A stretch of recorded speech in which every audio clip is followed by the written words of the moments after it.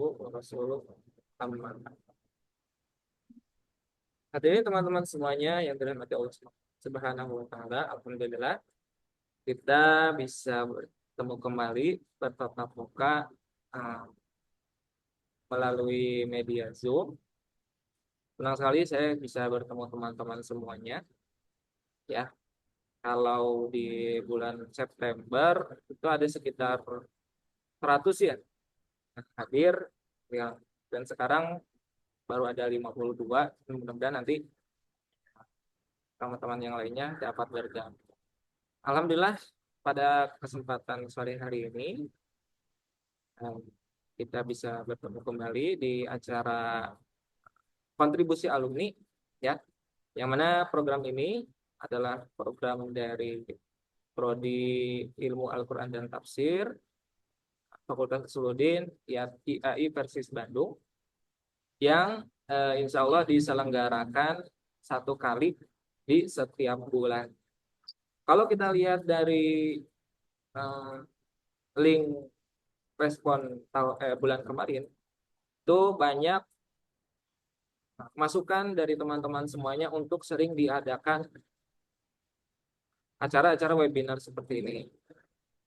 Dari itu, eh, ini merupakan wujud keinginan dari teman-teman semuanya dan memang salah satu program dari IAT, Fakultas Usuluddin Universitas Bandung. Tidak lupa saya mau memperkenalkan diri, saya Muhammad Fajar, asisten sekretaris IAT IAI Persis Bandung.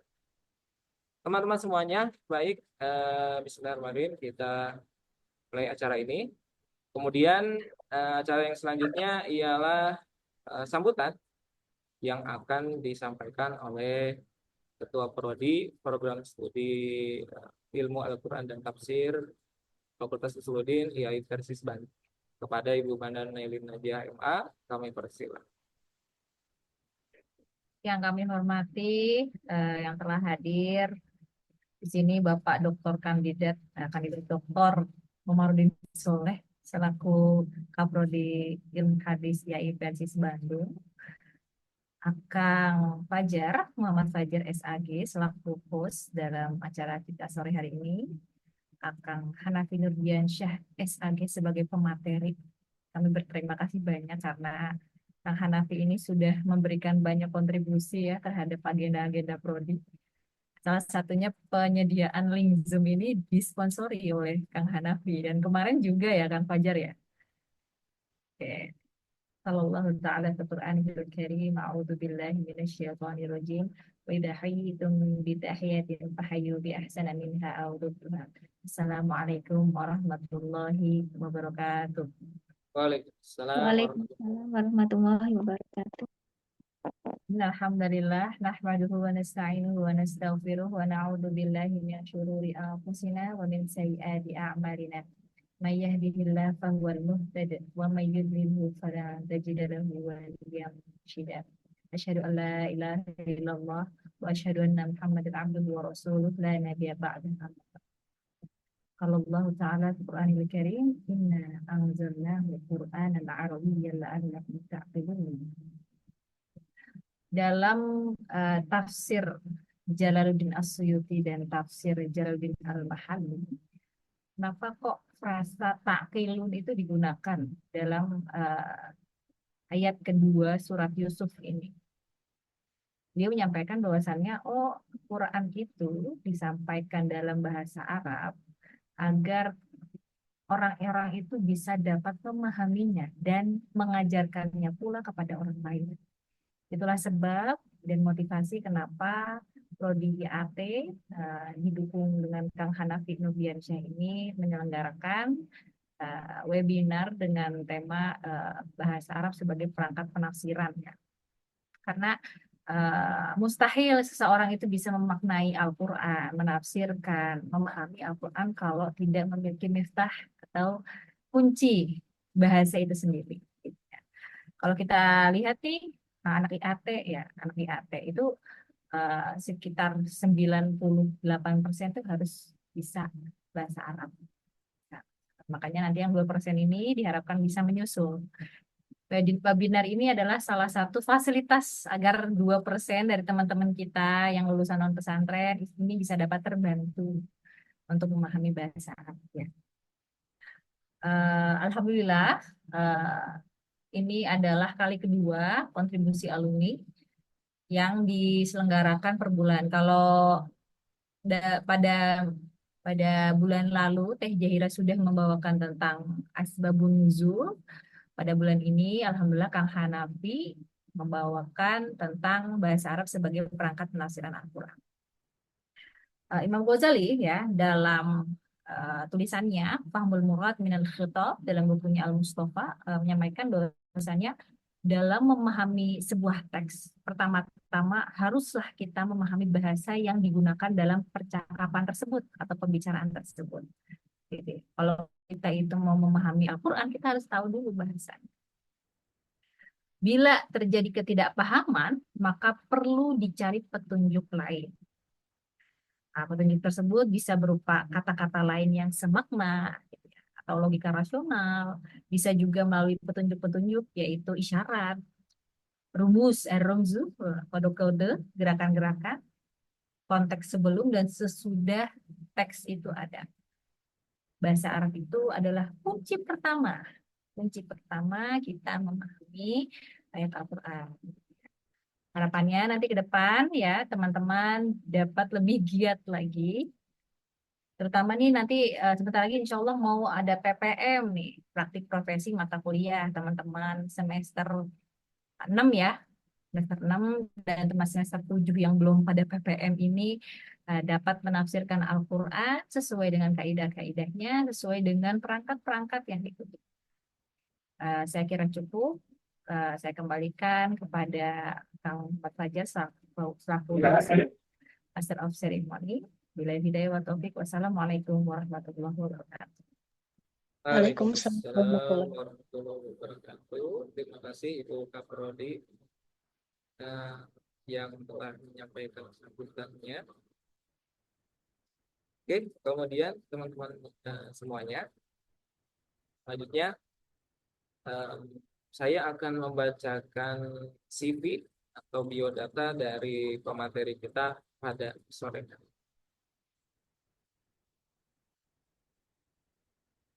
Baik. Nama pemateri kita pada sore hari ini Kang Hanafi Nurdiansyah SAG yang beralamatkan di Lembang, Bandung Barat juga. Ini luar kota Bandung atau Kabupaten Bandung juga ya.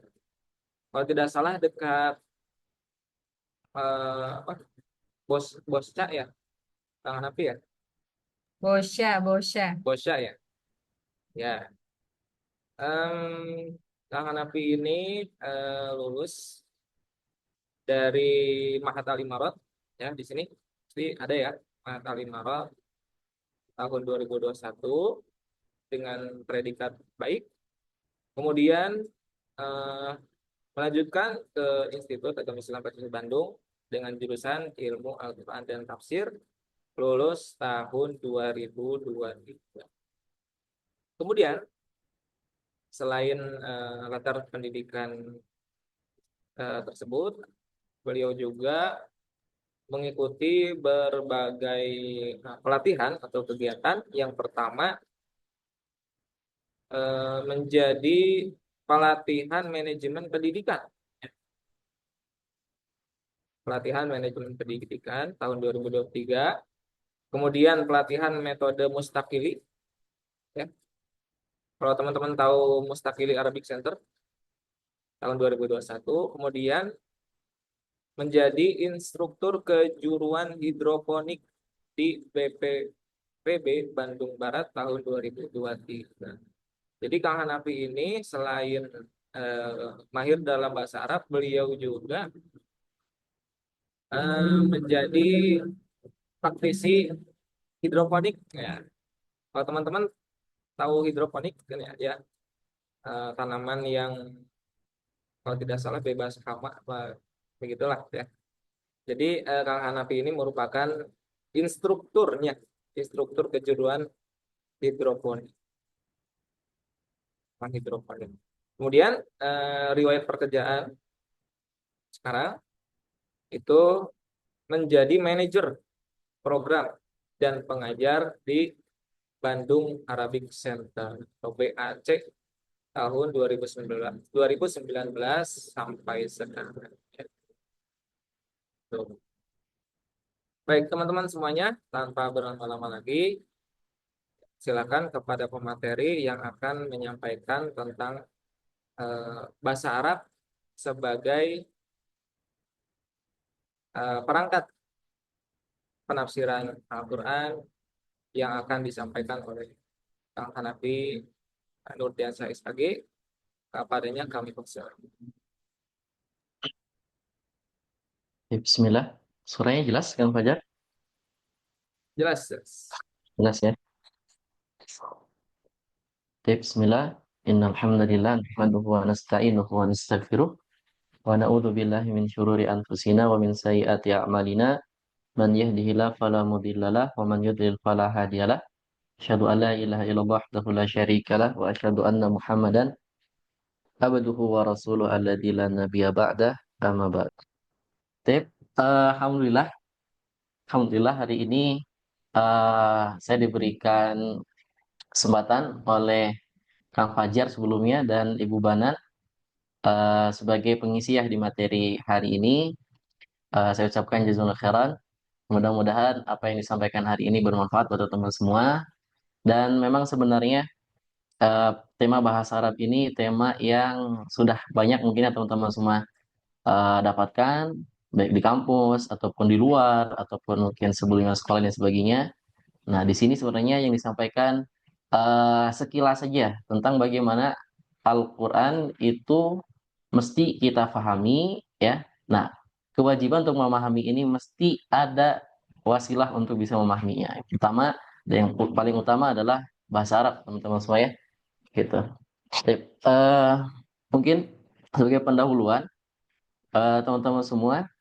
Jadi sebenarnya materi yang akan disampaikan hari ini bisa dikatakan eh, akan dibahas lebih sederhana ya, lebih sederhana dan mungkin secara umum bisa kita bedah terlebih dahulu bahasa Arab ini nanti letaknya di mana ya. Karena kalau misalnya kita berbicara bahasa Arab sebagai sumber penafsiran, maka yang digunakannya adalah nanti lisan-lisan para orang Arab gitu ya. Seperti misalnya kita ingin memahami makna satu kata dalam Al-Quran, maka mesti kita merujuk salah satunya ya. Gitu bisa kita melihat dari lisanul Arab gitu ya, baik dari sisi mufradatnya, sinonim, antonim ya, morodif dan mododat dan sebagainya gitu ya. Juga dalam sisi kebiasaan orang Arab ya memaknai kata itu seperti apa gitu ya. Nah kemudian yang kedua bahasa Arab itu sebagai sarana untuk memahami ya, sarana untuk memahami karena sebelum kita mau masuk ke tafsir ya pasti dan mungkin wajib ya kita yang namanya memahami dulu ya. Yang namanya sebuah teks untuk bisa kita tafsirkan kan makna tafsir sendiri adalah al-kashfu anil mughatta ya, mengungkapkan apa yang tersembunyi gitu ya. Nah, untuk bisa mengungkapkan tersebut sependek yang saya ketahui memang mesti yang namanya paham dulu gitu ya. Teksnya mesti paham dulu teman-teman semua ya. Mesti paham dulu ya karena apa? Karena bahasa Al-Qur'an adalah bahasa Arab yang dimana bahasa Arab ini bukanlah bahasa kita ya, bukan bahasa kita tetapi bahasanya awalnya adalah bangsa Arab gitu ya. Maka kalau misalnya kita di pembelajaran bahasa Arab sering kita disebut dengan ghairul Arab atau a'jami ya yang tidak memahami bahasa Arab dan bukan bahasa ibu kita gitu ya. Maka di situ ada proses untuk mempelajarinya, baik mempelajari bahasa Arab terlebih dahulu kemudian setelah itu masuklah ke memahami Al-Qur'an dan setelah itu bisa dilewati semua barulah masuk ke namanya yang penafsiran seperti itu teman-teman semua. Baik, bisa dipahami ya. Nah, itu yang pertama. Kemudian yang kedua, mungkin materi yang akan disampaikan sekarang lebih banyak nanti ke hubungan antara bahasa Arab dengan Al-Quran ya. Di mana bahasa Arab ini sangat berperan dan perannya yang paling banyak dalam memahami Al-Quran ya. Tip, saya sudah siapkan materinya di sini. Kang Fajar ini berapa menit waktunya? Waktunya itu 30 menit 20 sampai menit. jam 16 40. Tadi kan 21 ya. 5 menit ya. Berarti 40. Baik, alhamdulillah. Baik, turun Kang Fajar. Nah, ini materinya teman-teman semua ya, bahasa Arab sebagai perangkat penafsiran. Gitu. Sebenarnya ini judul yang dibuat Kang Fajar ya. Gitu. Sebenarnya kalau boleh usul jadwal, jadwal apa? Judul. Sebenarnya bahasa Arab itu sebelum masuk ke penafsiran seperti tadi ya. Kita mulai dulu dari namanya bahasa Arab sebagai sarana untuk memahami Al-Quran. Karena sebenarnya seperti ini. Keadaan di lapangan saat ini ya, yang mungkin saya temui di lapangan, kemudian yang terjadi mungkin di antara teman-teman saya semua, gitu ya, itu terlalu dini dalam hal menafsirkan atau memahami Al-Quran, gitu ya, dimana di modal untuk memahaminya hanya sebatas terjemahan, ya, hanya sebatas apa namanya itu, lewat bahasa asing, gitu ya. Jadi bukan dari bahasa Arabnya, gitu ya. Nah, misal seperti mempelajari tafsir itu tidak dari tafsir berbahasa Arab dulu, tapi langsung masuk ke tafsir terjemahan, gitu ya. Nah, itu memang ada kelebihan dan ada kekurangannya. Dan memang lebih banyak kekurangannya. Pertama adalah yang namanya bahasa Arab ya, ketika kita coba memahami dengan bahasa asing itu tidak akan sesempurna kita memahami bahasa Arab itu dengan bahasa Arab lagi, gitu ya. Nah, makanya salah satu kamus ya yang memang sangat disarankan dan memang baik untuk bagi seorang pembelajar ya adalah kamus yang bahasa Arab ke bahasa Arab ya, baik itu lewat sinonimnya, lewat antonimnya ataupun misalnya makna yang berdekatan dan sebagainya gitu ya. Nah, itu sebenarnya yang paling mesti kita perhatikan. Nah, itu banyak terjadi di lapangan ya gitu, dan banyak juga yang memang sudah lama menekuni Al-Qur'an tapi tidak paham bahasanya. Itu banyak ya. Sangat banyak ditemui gitu. Bahkan yang sudah hafiz 30 juz ya, tapi ketika ditanya ini irobnya apa misalnya ya, gitu. Makan mubtada atau khabar dan sebagainya pun tidak paham gitu. Kita contoh misalnya bismillah. Kenapa dibaca bismi? Dibaca kasrah gitu. Nggak ada yang tahu. Itu banyak terjadi seperti itu ya. Nah, itu adalah ketika kita tidak melewati step utama dan pertama yaitu bahasa Arab sebelum masuk ke yang namanya memahami Al-Qur'an atau sampai penafsiran Al-Qur'an. Itu ya teman-teman semua. Tip. Itu yang kedua. Kemudian selanjutnya eh, materinya sudah ada di depan. Bahasa Arab sebagai perangkat penafsiran. Nah, kemudian selanjutnya mungkin yang ketiga sebagai mukadimah. Nah, materi ini seperti tadi disampaikan, kita akan coba lebih banyak ke yang namanya aplikatif ya, tidak terlalu teori. Karena kalau misalnya dalam waktu 30 menit ya kita membahas teori seperti apa itu tidak akan cukup ya. Makanya tadi sebelumnya saya tanya ke Kang Fajar berapa menit ya, mungkin akan menyesuaikan masuk ke aplikasinya saja seperti apa ya. Bagaimana bahasa Arab ini menjadikan modal bagi kita untuk memahami dan juga nanti insya Allah bisa menafsirkan Al-Quran. Baik. Ini teman-teman semua ya. Nah, Tipe poin yang pertama, sebenarnya ada 4 poin ya. Tipe pertama itu adalah bagaimana bahasa Arab itu Allah jadikan bahasa Al-Quran ya. Kemudian kenapa bahasa Arab yang dipilih untuk bisa apa namanya itu ya, eh, langkah pertama untuk kita memahami Al-Quran. Kemudian yang kedua nanti kita akan bahas tentang modal apa saja yang dibutuhkan untuk bisa kita menganalisis atau memahami Al-Quran lewat bahasa Arab ya. Gitu. Karena di dalam pembelajaran bahasa Arab itu ada tahapan untuk bisa memahami sebuah teks ya. Gitu. Yang pertama dan yang paling utama adalah kita mesti mulai dari namanya kosakata ya, kosakata mufradat. Ya, kosakata ini adalah modal pertama, ya. Kemudian yang kedua nanti ada yang namanya qaid, bisa nahwu, sorof, balaghah dan sebagainya. Kemudian selanjutnya nanti ada tadrib, pembiasaan. Kemudian yang terakhir adalah motivasi, gitu ya, motivasi atau misalnya lebih ke kecerdasan ya, gitu, zakat. Nah, tapi yang pertama, ya. Mungkin di sini sedikit ditampilkan ya, sedikit ditampilkan tentang bagaimana jika seseorang melewati tahap bahasa Arab untuk memahami Al-Quran. Mungkin ini sudah teman-teman semua pernah lihat ya, yaitu adalah ketika salah satu ustazah eh, membahas sebuah ayat, yaitu ayatnya adalah Inna salata tanha anil fahsya'i wal munkar ya. Taib. Nah, sebenarnya bahasa Arab sendiri itu ada 4 sisi yang masih kita kuasai ya, atau misalnya kalau kita belajar bahasa Arab itu biasanya ada yang namanya maharah ya, maharatul lughah gitu. Yang pertama itu adalah mendengar, kemudian yang kedua adalah berbicara, ketiga membaca, keempat menulis ya. Nah, empat kemampuan ini memang mesti dan harus dimiliki untuk bisa kita paham bahasa Arab ya, terutama nanti untuk masuk ke Al-Qur'an. Nah, salah satu kunci bisa kita nilai seseorang itu paham bahasa Arab adalah dari tulisannya. Ya, kalau seseorang sudah paham tulisan ya, gitu bisa dipastikan dia paham artinya ya, dan dia paham maknanya gitu ya. Nah, kalau di sini ada kesalahan menulis bahasa Arab ya. Nah, ini adalah salah satu contoh ketika kita tidak melewati sisi apa namanya itu bahasa Arab ya, gitu. Jadi mungkin ya nanti akan ada kesalahan pemahaman ya, kesalahan penafsiran dan sebagainya ketika kita melewati fase ini. Nah, kemudian yang kedua, nah di sini mungkin sudah familiar ya, itu dengan eh, memahami ya makna al-qari'ah dengan ain ya, dengan makna al-qari'ah dengan hamzah ya. Nah, sebenarnya ini materi yang sangatlah dasar ya dalam bahasa Arab, membedakan huruf ya, makhraj huruf seperti apa gitu ya. Bahkan tulisan pun kita bisa lihat ya. Nah, ini adalah ketika kita tidak memahami dan tidak melalui ya tahap yang pertama tadi bahasa Arab itu. Akhirnya apa? Huruf kita tidak bisa bedakan huruf satu dengan huruf lain gitu ya. Nah, ini kalau misalnya kita baca dalam Al-Qur'an, kita masuk lahan yang besar ya. Gitu. Dan ini berubah arti ya. Gitu. Yang namanya kiamat menjadi pembaca perempuan dan sebagainya. Gitu ya teman-teman semua. Jadi bahasa Arab itu penting dan sangat penting seperti tadi di Mukadimah ya. Ibu Banan bahwasanya bahasa Arab itu adalah kunci untuk kita memahami Al-Quran gitu ya, itu step pertamanya dan ini wajib ya, tidak bisa dilewati, tidak ada solusi lain. Nah, sebenarnya dulu pernah ada yang mengatakan bahwasanya eh dulu viral di Twitter ya, maksudnya ada salah seorang ustadzah yang mengatakan bahwasanya saya bisa kok memahami Al-Quran dengan terjemah karena sekarang sudah banyak nih aplikasi terjemahan Al-Quran.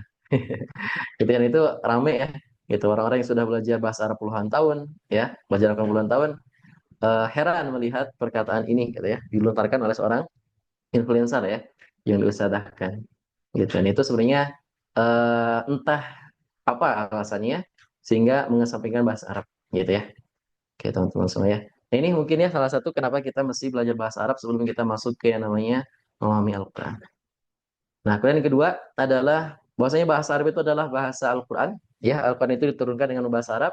Banyak sekali dalilnya, kurang-kurangnya ada 11 ya. Jadi menunjukkan bahwasanya Al-Quran itu berbahasa Arab. Itu menurut ayat Al-Quran ada 11 ya. Yang paling terkenal mungkin diingat adalah Quran surat Yusuf ayat yang kedua ya. Gitu. Tilka ayatul kitabil mubin inna anzalnahu Qur'anan Arabiyan la'allakum taqilun ya. Jadi di situ ada kata Arabian yang menunjukkan bahwasanya Al-Quran itu diturunkan dengan berbahasa Arab. Ya, Arabian di situ mayoritas mufasir itu menafsirkan dengan bahasa Arab ya, bahasa Arab. Ya, kemudian dilihat dari penafsiran Ibnu Katsir ya. Di tafsirnya beliau menafsirkan rahimahullah wa dzalika li anna lughatal Arab afsahul lughat wa abyanuha wa awsa'uha wa aktsaruha ta'diyah lil ma'ani allati taqumu bin nufus falihada unzila asyraful kutubi bi asyrafil lughat ala asyrafir rusul bi safarati asyrafil malaika wa kana dzalika fi asyrafi baqa'il ard wa tada inzaluhu fi asyrafi suhur asana wa huwa Ramadan fakamula min kulli wujud. Oke, jadi bahasa Arab itu di antara bahasa yang paling afsah ya, yang paling fasih penjelasannya, kejelasan maknanya dan juga keluasan maknanya. Dan itu paling membekas ketika kita memahami bahasa Arab, Al-Qur'an dengan bahasa Arab karena bahasa Arab itu yang paling mengena ke nufus ya, ke hati kita.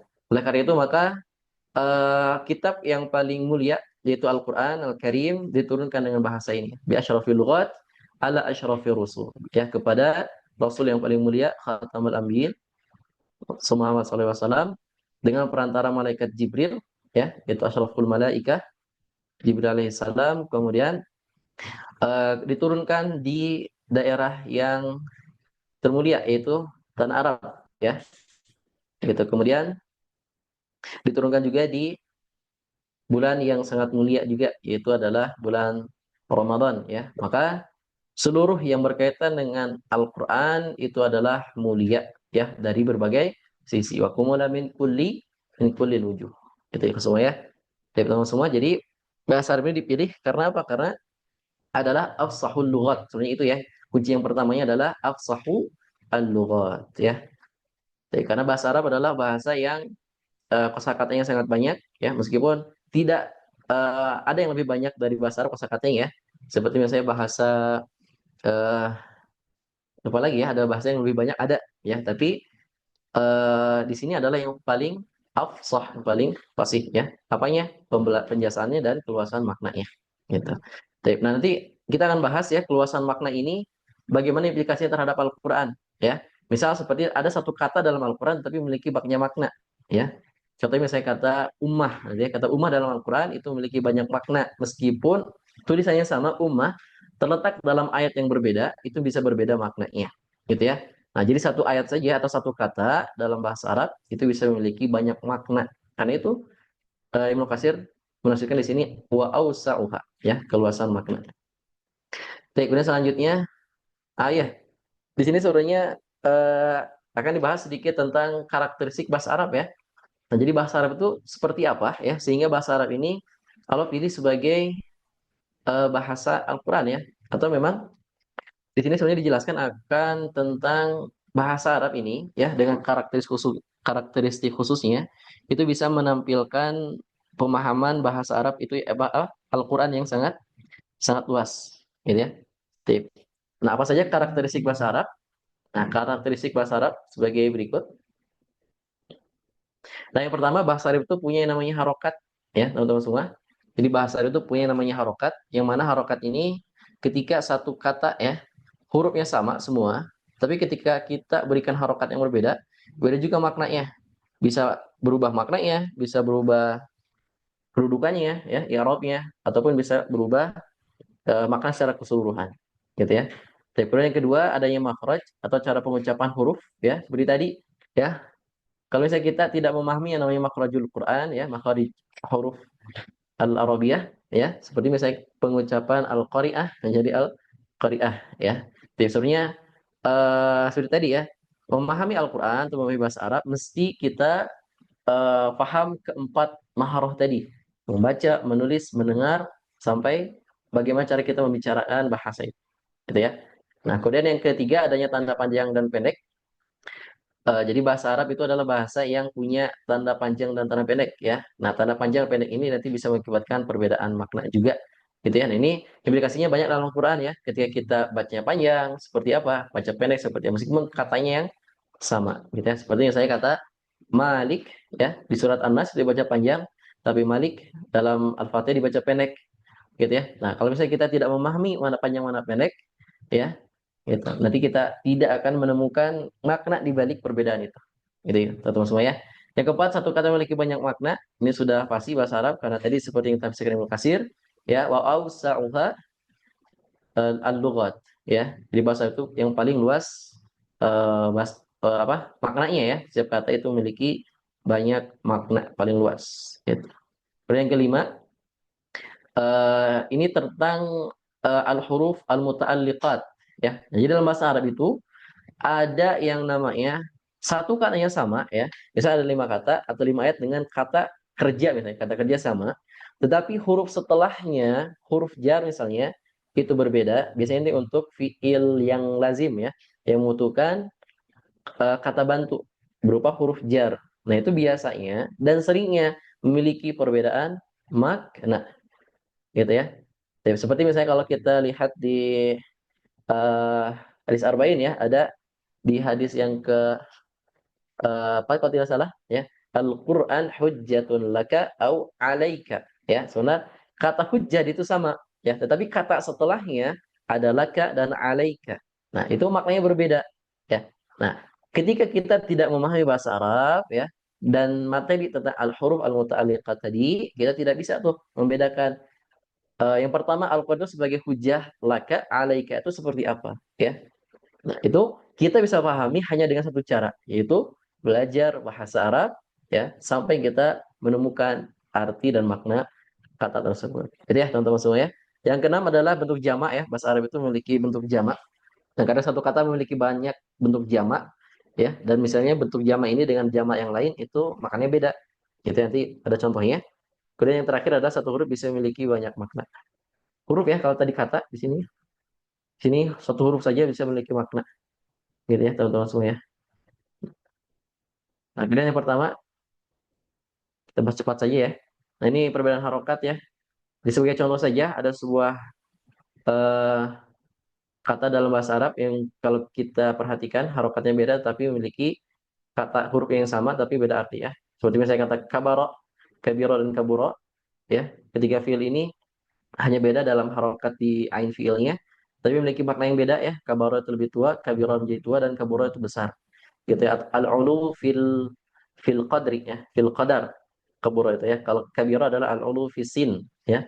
Itu artinya umur yang lanjut ya, umur yang berlanjut gitu. Kemudian barun, birun dan burun, daratan kebaikan dan ilmu. Nah, ini kalau misalnya kita dalam ilmu bahasa ini ada yang namanya al-musallatsat ya. Namanya al-musallatsat. Al-musallatsat itu adalah salah satu materi di bahasa Arab yang membahas tentang satu kata ini al-musallatsat ya. Al-musallas. Terus segitiga ya, al-musallas gitu, al-musallas. Nah, jadi tiga kata ini, terus seperti misalnya kata ini ya. Jadi ada satu kata yang satu katanya adalah dibaca fathah, keduanya dibaca kasrah dan dibaca dhammah ya. Gitu. Contoh seperti misalnya barun ya, dibacanya fathah, ini dibacanya kasrah, dibacanya dhammah. Itu memiliki kata yang berbeda ya, makna yang berbeda. Contoh lain misalnya ada kata jannah, jinnah dan junnah gitu ya. Dari jannah artinya surga, jinnah artinya perisai dan junnah artinya jinnah ya, jin itu artinya jin. Di surat An-Nas ada junnah itu artinya perisai ya. Dalam hadis as-shaumu junnah itu ada. Gitu ya. Itu dalam bahasa Arab disebut dengan al-musallatsat.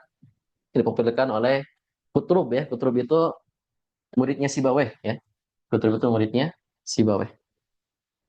Gitu. Kemudian selanjutnya tentang contoh tentang harokat ya. Tidak berubah. Nah, contoh misalnya dalam pemaknaan dalam Al-Quran ya, contoh seperti ini. Misalnya ada dua ayat ya. Yang pertama adalah asabahul kibar. Yang kedua innala ihdal kubar. Ya. Nah, di sini gunanya harokat dalam memaknai ayat ya. Baik, harokat di sini berguna untuk membedakan satu kata dengan kata lain. Di sini ada dua kata al-kibar dan al-kubar. Ya, keduanya memiliki huruf yang sama, harokatnya beda. Gitu ya. Apa bedanya? Baik, yang pertama al-kibar itu artinya al-ulu fisin, yaitu masdar dari kabiro yang tadi ya. Kemudian yang kedua adalah al-kubar artinya al-ulu fil qadar atau al-ulu fil dokhm ya, atau al-azim maknanya ya. Al-kubar itu artinya azim atau dokhm atau kabir.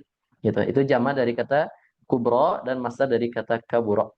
Gitu. Nah, kalau al-kibar artinya adalah menua atau usia yang lanjut, gitu ya. Contoh misalnya di ayat ashabahul kibar dan qad balaghanil kibar. Artinya adalah wasala ila syuyukhah atau masuk ke usia lanjut ya, dan al-wal kibar fisin ya. Usianya sudah senja. Gitu. Kemudian yang kedua kata al-kubar innaha la ihdal kubar, maknanya adalah annar, neraka itu minal umuril azim.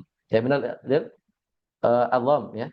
Jadi di antara urusan yang paling besar ya, itu wadawahi al-kubar. Gitu. Kemudian contoh lain misalnya kata al-haun dan hun. Ya, al-haun ya artinya adalah as-sakinah wal lin. Al-hun artinya azul wal khiz ya. Dan jadi al-haun ya, contohnya misalnya di ayat Al-Furqan wa ibadur rahman alladzina yamshuna fil ardi alal ardi hauna. Nah, di situ artinya adalah as-sakinah wal lin. Nah, kemudian kata hun ya fa akhadathum ikotul adabil qaul. Ya, artinya adalah azul wal khiz ya. Baik. Apa? Keburukan ya. Nah. Kemudian selanjutnya teman-teman semua, ini ayat yang ini ya, yang mungkin sudah kita pahami, sering kita baca ya. Tidak dua kata, afwan, kelewat. Nah, ya, ini pernah saya temui ya, ada seorang dai membaca inama yakhsyallahu ya minimadil ulama. Sementara kalau misalnya kita pahami bahasa Arab ya, mesti kita baca apa? Yang kedua ya, inama yakhsyallaha. Nah, kenapa bisa ada seorang bisa mengatakan inama yakhsyallahu ya? Lafaz itu sebagai subjek atau sebagai fa'il ya.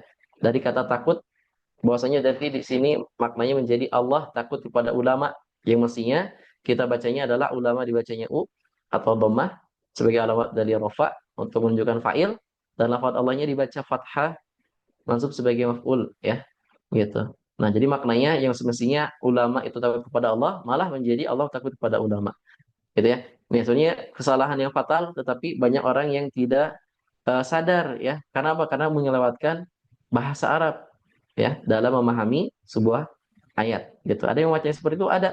Saya pernah temukan ya.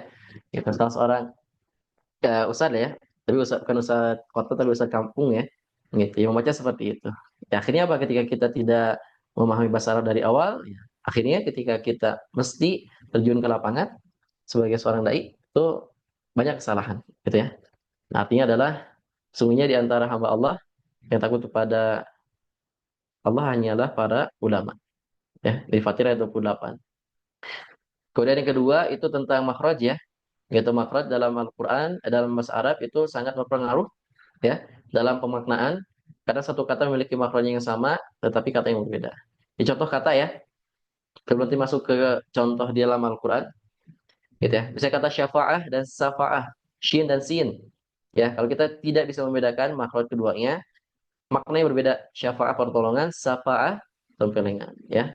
Kata fahmun, pemahaman, fahmun itu arah gitu. Dan banyak lagi kesalahan yang sering kita lihat ya dalam pengucapan Al-Fatihah ya. Alhamdulillah berubah menjadi alhamdulillah gitu ya. Tip. Nah, ketika kita bukan memahami ya, membacanya dengan keliru ya, malah dengan ha gitu, maka maknanya berbeda ya. Mungkin ya yang membacanya menyangka itu adalah benar, tetapi yang namanya Al-Qur'an adalah sunnah mutaba'ah ya. Bagaimana cara kita mengucapkannya, ya memahami dan sebagainya. Mesti sama dengan apa yang diturunkan oleh malaikat Jibril kepada Nabi Muhammad, dan Nabi Muhammad kepada sampai kita sekarang gitu ya. Jadi dibacanya sesuai dengan huruf yang ada, tidak boleh kita salah membacanya. Gitu ya. Kalau dalam sholat berarti kalau tidak apa namanya itu dia menyadarinya salah, maka bisa batal salatnya. Tapi enggak ya, ini bukan Al-Fatihah. Al-Fatihah tadi ya, Al-Fatihah. Gitu. Alhamdulillah itu ya, salah ya. Mestilah kita belajar bahasa Arab ya, supaya kita tidak terjatuh kepada kesalahan. Ya. Dan selanjutnya yang ketiga, salah pengucapan ada panjang pendek ya. Oh ini ya, ini salah satu contoh ayat Al-Quran ya. Yang pertama adalah la tarawunnal jahim, dan kedua la tarawunnal jahim. Gitu ya, itu beda di mad ya. Alif ya. Yang pertama artinya la, artinya adalah pasti ya, di sini taukid. Kemudian la yang kedua adalah artinya eh, nafi ya, la tarawunnal jahim, tidak akan melihat neraka gitu ya. Nah, ini sering terjadi ya bagi orang yang mempelajari Al-Quran tidak memperhatikan panjang pendek gitu. Sementara kalau misalnya kita menggunakan bahasa Arab, mesti kita perhatikan karena beda panjang itu bisa mengakibatkan beda makna gitu. Yang keempat ada ini ya, satu kata memiliki banyak makna. Oh, ini nanti ada penjelasan khusus ya. Ada satu kata memiliki banyak makna, teman-teman semua. Nah, satu contohnya adalah ketika kita seperti tadi ya, dijelaskan di awal bahwasanya bahasa Arab itu nanti Al-Quran ya, Al-Quran salah satu modelnya adalah bahasa Arab. Bahasa Arab, untuk kita bisa memahami sebuah teks dalam bahasa Arab, mesti ada empat. Pertama, kita memahami kosakatanya. Kedua, kaidahnya, nausarab dan sebagainya. Ketiga, kita harus rajin latihan supaya kita bisa lebih bisa memahaminya secara makna yang benar. Kemudian yang terakhir adalah kita harus ada kecerdasan di balik itu semua. Nah, yang pertama adalah kosakata. Ya, kosakata dalam Al-Quran ya tidak selalu maknanya satu.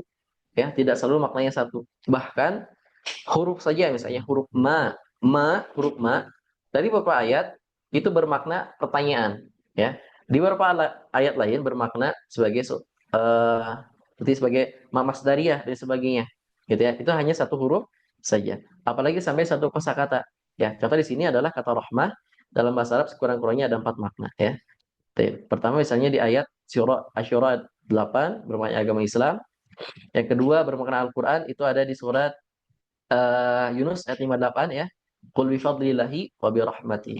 Katakanlah dengan uh, karunia Allah dan rahmatnya berupa Al-Quran. Gitu ya. Nah, kalau misalnya kita tidak memahami bahasa Arab ya, bahwasanya keluasan kosakata ya. Tentu saja dengan bantuan kamus ya. Coba bantuan kamus dan juga bagaimana bahasa Arab, bangsa Arab itu mengartikan itu, tidak bisa kita memahami bahwasanya rahmah di sini artinya Al-Qur'an. Ya, ini bisa dilihat pertama dari konteks ayat ya. Kemudian yang kedua dari eh, makna ya, makna dari kosakata itu sendiri. Ya, kemudian yang ketiga bisa bermakna cinta dan kasih sayang. Contohnya di kata ruhama di surat Al-Fat ayat 29. Kemudian di kabulnya doa ini kata rahmat di surat Maryam ayat 2 ya. Gitu. Dzikrul rahmati rabbika abdahu Zakaria. Jadi yang rahmat di sini bentuknya adalah dikabulkannya doa. Nah, kemudian yang kelima, ini adalah salah satu contoh bagaimana kata itu mesti kita perhatikan kata setelahnya, ya, terutama huruf yang apa? Kata yang disertai dengan kata bantu setelahnya atau huruf jar ya. Gitu. Contoh misalnya dalam bahasa Arab ada kata faro, ya, faro itu ada berlari. Ya, tapi ketika kita berikan ya kata bantu setelahnya yang berbeda. Misalnya faromin itu artinya melarikan diri atau kabur, faro'an artinya mencari, dan faro'ila artinya pergi menuju. Ya. Nah, maka kalau kita memahami kata bantu setelah dari kata utama tadi, contoh misalnya kita mengartikan memahami kata atau kayat fafiru ilallah, ya fafiru ilallah. Maka menggunakan kata ila. Nah, kalau kita memahami bahwasanya kaidah faro ketika ila artinya adalah pergi menuju, ya, maka fafiru di situ ya maknanya adalah pergi menuju yang maknanya adalah berlomba gitu ya. Nah, salah ketika kita membacanya adalah fafiru anillah atau fafiru minallah ya. Fafiru minallah artinya pergi dari Allah, melarikan diri dari Allah atau mencari Allah yang kedua ya. Dan yang ketiga di sini berarti dia berlomba menuju Allah gitu ya. Nah, contoh lain misalnya ini ya. Nah, ini sering kita dengar mungkin ya. Rogiba fi, rogiba an, rogiba bi, dan rogiba ila. Rogiba fi itu artinya cinta, an artinya benci, fi artinya mengutamakan, rogiba ila artinya memohon. Ya, gitu. Tip. Ini teman-teman semua ya. Nanti saya ada contohnya di depan. Nah, kemudian selanjutnya yang keenam adalah bentuk jamak ya. Tip, bentuk jamak dalam bahasa Arab. Terkadang satu kata itu memiliki banyak jamak ya, bentuk jamak gitu. Contoh di sini misalnya kata abdun. Kata abdun itu punya dua jamak ya. Kata abdun punya dua jamak. Jamak yang pertama adalah abid, jamak yang kedua adalah ibad ya. Keduanya sama-sama hamba ya. Apa bedanya? Nah, kalau ibad ya, itu adalah hamba, abid dulu ya. Abid adalah kata hamba yang diperuntukkan bagi orang kafir dan juga bisa bermakna untuk hamba yang mukmin. Contohnya di ayat ini ayat apa? Lupa lagi ya. Ini tuh di ayat man amila salihan fali nafsi wa man asaa fa alaiha wa ma rabbuka bidzullamil abid. Jadi barang siapa yang beramal soleh maka untuk dirinya, dan barang siapa yang berbuat buruk maka untuknya juga. Wa ma rabbuka bidzullamil abid ya. Kata abid di sini bahwasanya mencakup keduanya, bagi yang mengerjakan amal soleh dan bagi yang tidak mengerjakan amal soleh atau amal keburukan ya. Dan kemudian di sini kata ibad itu dikhususkan hanya untuk yang eh keluar. Nah, ini ya. Ibad itu khusus bagi yang mukmin. Contoh dalam Al-Qur'an adalah kata wa ibadur rahman alladzi yamshuna 'alal ardi hauna. Ya. Bahwasanya hamba Allah yang Rahman, hamba Allah dari Allah yang Maha Rahman adalah mereka yang berjalan di atas ke bumi dengan keadaan hauna. Itu ya. Teman semua. Jadi pentingnya kita mempelajari kosakata, salah satunya adalah bentuk jamaknya, mufradatnya, ya, sinonim antonimnya, kemudian tadi termasuk harokatnya, gitu ya. Nah, itu perangkat-perangkat yang mesti kita pahami, ya, yang mesti kita bekali diri kita untuk bisa memahami Al-Quran sampai nanti kita masuk ke tafsir, gitu ya, ibad dan arif. Kemudian terakhir ini ya, oh ini penulisan huruf. Penulisan huruf pada sebuah kata dalam Al-Quran itu bisa bagaimana perbedaan maknanya juga, ya. Nah, ini sebenarnya salah satu contoh saja dalam Al-Quran perbedaan penulisan. Ini sebenarnya lebih ke ini ya, penulisan macam bobot dan sebagainya. Di sini ada dua penulisan kata nikmah, ya, nikmat dalam Al-Quran. Pertama kata nikmat dengan ta marbutah, yang kedua dengan ta maftuhah. Nah, ini ada dalam ayat An-Nahl 18 dan Ibrahim 34. Ya, ayat yang pertamanya adalah wa in ta'uddu ni'matallahi la tuhsuha. Yang kedua adalah sama ayatnya, wa in ta'uddu ni'matallah la tuhsuha. Gitu. Tapi di sini diungkapkan dengan dua penulisan yang berbeda, ya. Nah, yang pertama dengan ta marbutah, itu artinya nikmat maknawi, yaitu yang dirasakan iman dan ilmu. Kemudian yang kedua nikmat hissi, ya, dengan panca indera. Itu dengan ta maftuhah, gitu. Itu An-Nahl 18 dan Ibrahim 34. Kalau ada lagi contoh yang lain, misalnya penulisan imra'atun, ya, imra'ah dengan ta marbutah dan imra'ah dengan ta maftuhah, gitu. Ya, itu ada perbedaannya.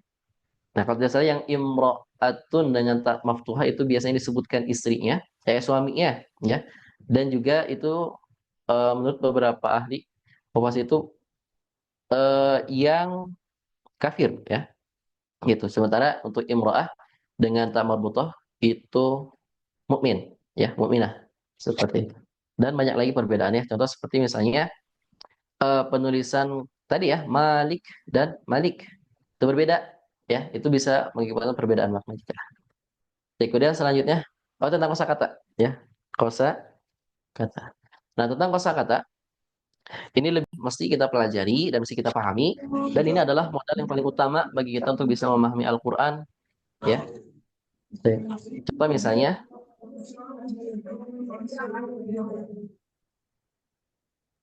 Punten Teh Yayah ini boleh di mute dulu.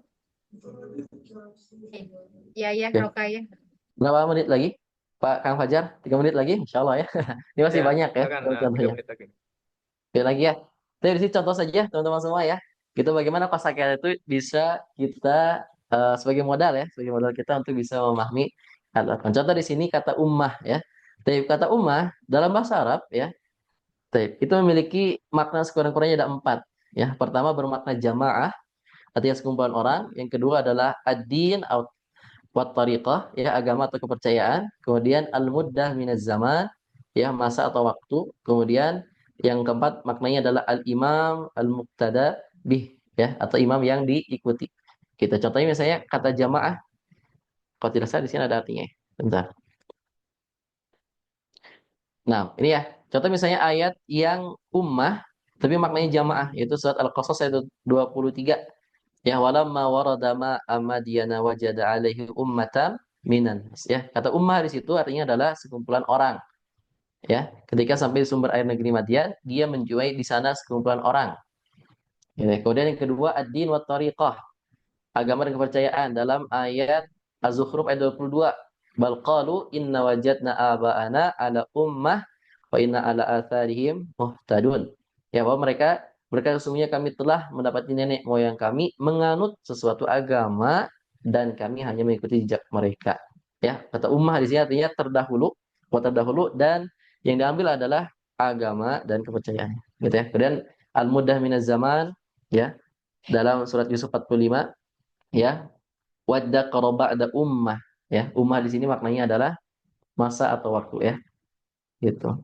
Setelah beberapa waktu yang kemudian An-Nahl 120 juga sama, ya, inna Ibrahim kana ummah, sesungguhnya Ibrahim itu adalah sosok panutan yang patuh kepada Allah, gitu, ya.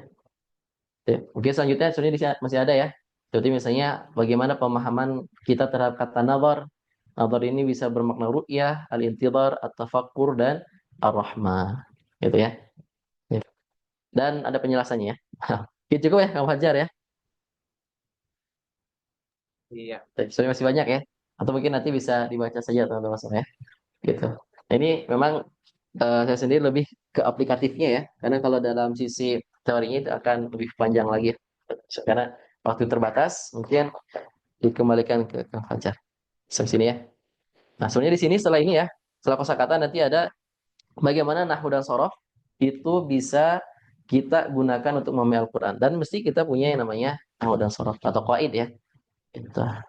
Ya, baik, Kang Fajar. Terima kasih Jazakallah Kang Hanafi, ya. Materi yang sangat, kalau bahasa Genjet mah sangat daging, Ya. daging yang eh, membahas tentang bahasa Arab sebagai perangkat penafsiran yang sebagaimana dijelaskan tadi sangat dalam, ya. Kalau kita ingin menggunakan eh, metode bahasa Arab atau corak bahasa Arab sebagai metode penafsiran.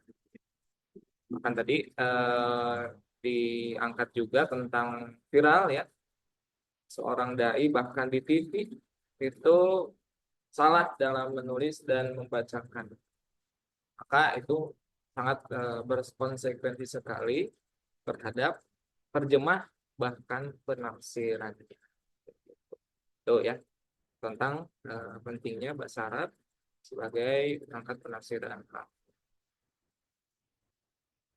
Baik, teman-teman hadirin semuanya, sekarang kita masuk ke sesi tanya jawab. Mungkin untuk dua orang saja. Teman-teman yang ingin bertanya, silahkan raise hand atau langsung open mic. Silakan. Ya, yang ingin bertanya, teman-teman boleh langsung open mic atau raise hand. Saya Kak izin bertanya. Silakan, Kang Wahyudin Rofi. Langsung saja. Oke, Bismillahirrahmanirrahim. Sebelumnya terima kasih juga ya sudah menyampaikan materinya dan juga MC yang sudah memberikan kesempatan kepada saya. Mohon izin bertanya, untuk kan ini kita bahasa Arab ya, bermacam-macam maknanya ya. Apakah ada suatu ciri tertentu ketika ketika kita inginkan, kalau misalkan baca kitab gundul contoh, kan ada kata yang sama.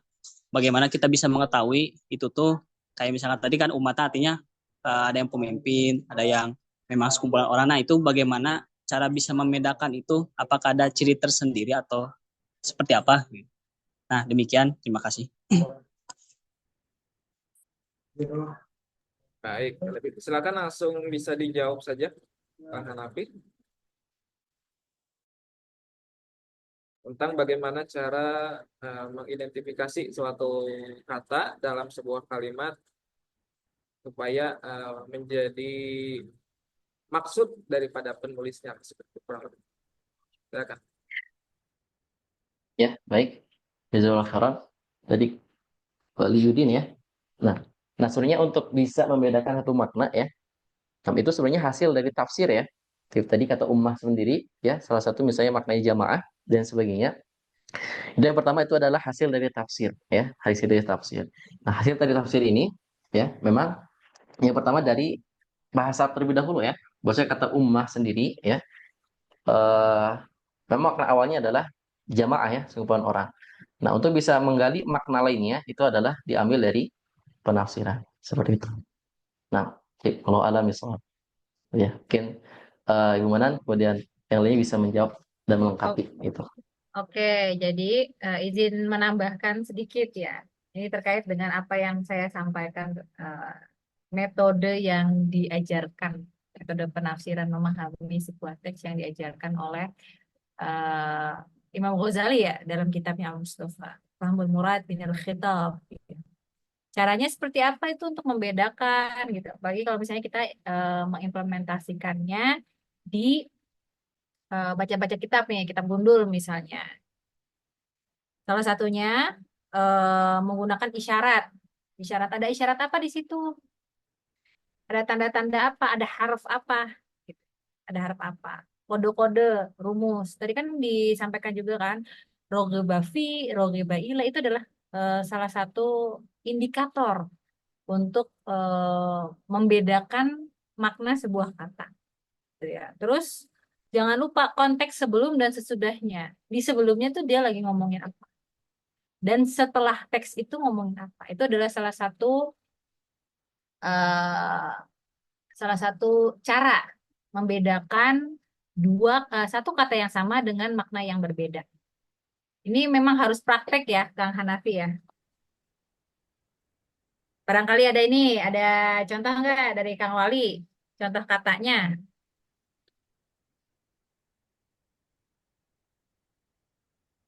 Jadi juga bisa dibantu dengan penafsir-penafsir yang lain gitu kan, kayak yang disampaikan oleh Kang Hanafi. Seperti itu ya, kalau dari saya.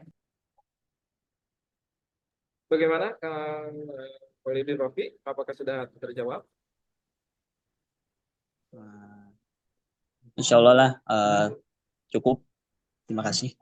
Jadi kalau masih ada merasa penasaran nanti bisa setelah webinar ini bisa langsung tanya lagi ke ya.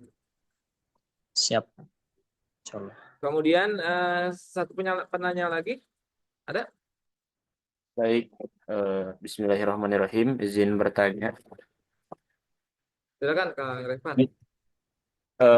Ini terima kasih sebelumnya. Jazakumullah khairan telah memberikan kesempatan kepada saya untuk bertanya pada kesempatan kali ini. Nah, yang ingin saya tanyakan, bagaimana eh, seorang mufassir yang manhaj yang memiliki manhaj Ahlus Sunnah wal Jamaah ini memiliki memandang orang-orang yang salah dalam penafsiran Al-Quran. Seperti contohnya di Indonesia ini ada satu tokoh yang sangat luar biasa. Ini fatal ya menurut saya. Ada yang namanya, mungkin kita kenal dengan istilah seseorang bernama Abu Janda ya.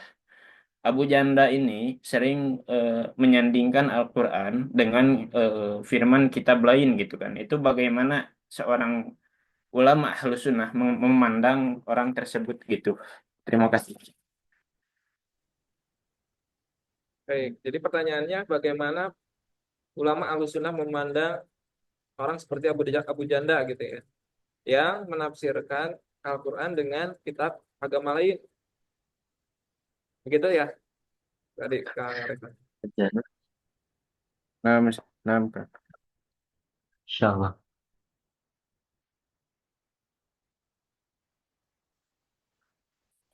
Silakan Kang Hanafi, boleh langsung dijawab aja.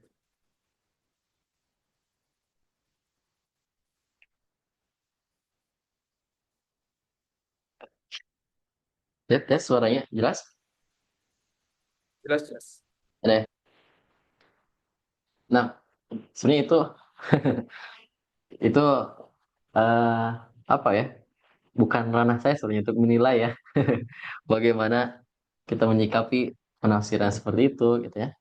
Dan memang sebenarnya kalau misalnya kita mengikuti eh, bagaimana metode penafsiran ya, gitu mulai dari kaidah tafsirnya ya, umul Quran dan sebagainya gitu ya. Misalnya kita sudah punya yang namanya rambu-rambu ya, mana yang mesti kita bisa terima ya sesuai dengan kaidah atau tidak ya, dan lain sebagainya. Gitu. Nah mungkin lebih jelasnya eh dan yang lebih aling bisa menjawab ya, gimana silakan. Gitu karena Baik, kalau saya sendiri ya. ya memang ya perhatikan saja rambu-rambu ya memang sudah ada gitu ya seperti itu. Baik, Waktu Ibu. izinkan saya untuk menambahkan Kang Hanafi ya. Salah satu prasyarat menjadi mufasir adalah ya memiliki akidah yang sahihah. Ini tertuang dalam kitab Mabahith fi Ulumil Quran karya Mana' Al-Qattan. Ini yang pertama ya. Ketika sebelum menafsir kita harus memastikan nih, benar nggak nih akidahnya, niatnya solihah atau enggak. Gitu ya. Itu yang pertama. Lalu bagaimana dengan fenomena ada individu masyarakat yang menafsirkan Al-Quran menggunakan kitab yang lain gitu. Terjemahan, bahasa Arabnya juga ngawur-ngawur. Sebetulnya kalau kita memandang Abu Janda ini kan lahir dalam konteks politik ya sebetulnya. Jadi dia itu bagian dari buzzer yang memang suka mencuatkan isu-isu, baik itu dia dalam arus politik ya untuk membuat hingar-bingar atau justru sebaliknya gitu. Itu yang pertama kita harus pahami bahwasannya Abu Janda ini adalah ustadz parodi. Jadi kalau misalnya dalam hierarki keilmuan kita itu tidak bisa meletakkan dia sebagai seorang ahli tafsir atau mufasir lah. Itu yang pertama ya. Karena nama nama Abu Janda saja adalah istilah yang sangat subordinatif dan itu adalah plesetan dari Abu Jandal. Abu Jandal nama sahabat dan pelaku terorisme makanya disebut sebagai Abu Janda. Itu. Itu yang pertama ya. Yang kedua, sebetulnya aktivitas menafsir Al-Qur'an menggunakan kitab lain itu sudah pernah dilakukan oleh beberapa sahabat. Bukan hanya kitab lain ya. Jadi memang ada beberapa sahabat Nabi yang masuk Islam dari ahlul kitab. Misalnya kapal akbar gitu ya, sahabat tabiin ya. Terus siapa lagi Wahab bin Nabi gitu dan selanjutnya. Nah, Ibnu Abbas gitu ya. Ibnu Abbas seorang ahli tafsir itu kerap melakukan dialog dengan ex Yahudi dan ex Nasrani. Inilah sebab kenapa eh, tafsir di Makkah itu banyak kemasukan Israiliyat. Ada seorang ahli tafsir kontemporer namanya Ibrahim Mustafa membuat sebuah teori namanya Ad-Dakhil fit Tafsir atau infiltrasi dalam sebuah penafsiran. Ketika sebuah tafsir kemasukan cerita-cerita, narasi dari agama lain, kitab lain, maka kita sebagai ahli tafsir dan pembaca tafsir fardu ain menolaknya. Karena menurut Ibrahim Mustafa ini, sikap-sikap kita mempertimbangkan ajaran agama lain itu tidak dependen dan mengakui bahwasannya apa namanya agama yang sudah ada inhirafnya ini ya, sudah ada penyelewengan ini bagian dari agama kita gitu. Makanya salah satu jadi ada rumusan ya, beliau membuat sebuah rumusan kalau ada sahabat yang memasukkan Israiliyat dalam penafsirannya maka ditolak. Even sahabat ya, even seorang Ibnu Abbas itu ditolak.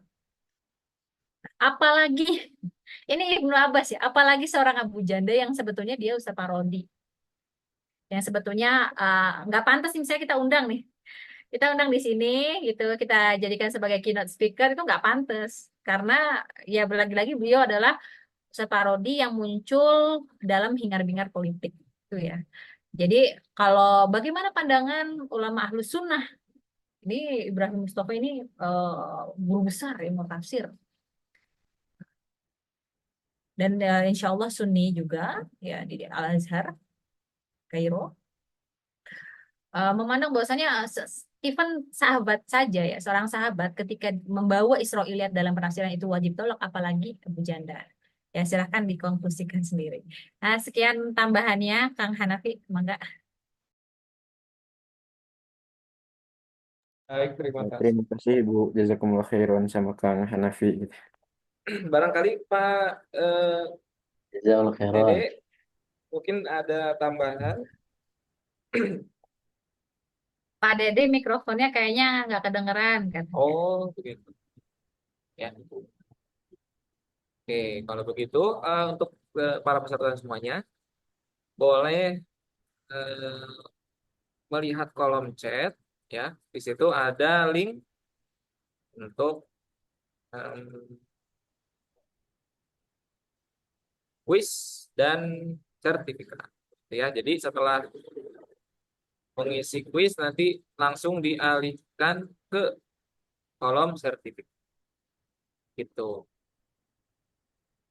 Dan juga kepada teman-teman ya yang ingin lebih memperdalam lagi tentang bahasa Arab bisa ke Kang Hanafi ya, pemateri kita ini.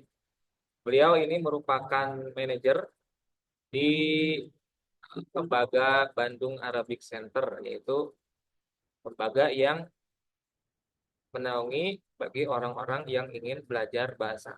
Kalau tidak salah, alamatnya itu di Cimahi. Bagi teman-teman yang berminat untuk memperdalam lagi bahasa Arab. Gitu. Saya kira cukup ya teman-teman semuanya. Linknya sudah saya bagikan di chat. Oke. Mungkin kita cukupkan saja ya teman-teman semuanya. Alhamdulillah kita sudah berada di penghujung acara. Saya ucapkan terima kasih kepada pemateri kita, Kang Hanafi Nurdiansyah SAG, yang telah menyampaikan materi tentang bahasa Arab sebagai perangkat penafsiran Al-Quran. Saya ucapkan terima kasih juga kepada Ibu Keprodi kita, Bu Bana Nailai Ngaji HMA, yang hadir pada sore hari ini. Kemudian saya ucapkan terima kasih juga kepada Bapak Dede Komarudin Soleh, Kaprodi Ilmu Hadis, yang senantiasa hadir di acara webinar ini. Dan tidak lupa semuanya teman-teman yang sudah join atau hadir di acara ini. Oh iya, di akhir kita bisa foto bareng terlebih dahulu ya untuk dokumentasi. Lumayan untuk tahan SW. Boleh Ada teman. teman-teman Boleh. pengumuman Kang Fajar ini jomblo ya teman-teman ya. Ya, Silakan yang mau ngantri. teman-teman boleh di on mic, on mic, on video. Tuh ada yang lagi nyetir, ada yang lagi gimana tuh? Boleh semuanya dibuka videonya, nanti saya akan beri aba-aba. Saya tunggu 10 detik ya. 10, 9, 8, 7, 6, 5, 4, 3, 2, 1. Siap ya semuanya teman-teman? Bismillah. 1, 2, 3. Oke. Sekali lagi. Sebentar. Sekali lagi. 1, 2, 3. Boleh bergaya? Boleh bergaya silakan. Boleh gaya apa? 1. Ya teh Kang. Oh ya teh boleh. Ah. Coba ada dilihat Ibu Bana nih tangannya seperti ini. Gimana tuh? Nah gitu. Seperti ini tangannya. Boleh ya? 1, 2, 3. Saya nggak bisa karena harus ngecek screenshot. Ulangi lagi. 1, 2, 3. Oke. Saya ucapkan terima kasih pada teman-teman semuanya. Ya, sampai berjumpa lagi di pertemuan berikutnya di bulan Januari. Insya Allah kita akan melaksanakan webinar lagi. Insya Allah. Ya. Saya ucapkan terima kasih kepada teman-teman semuanya. Semoga sehat selalu dan sejahtera. Saya akhiri. Wassalamualaikum warahmatullahi wabarakatuh.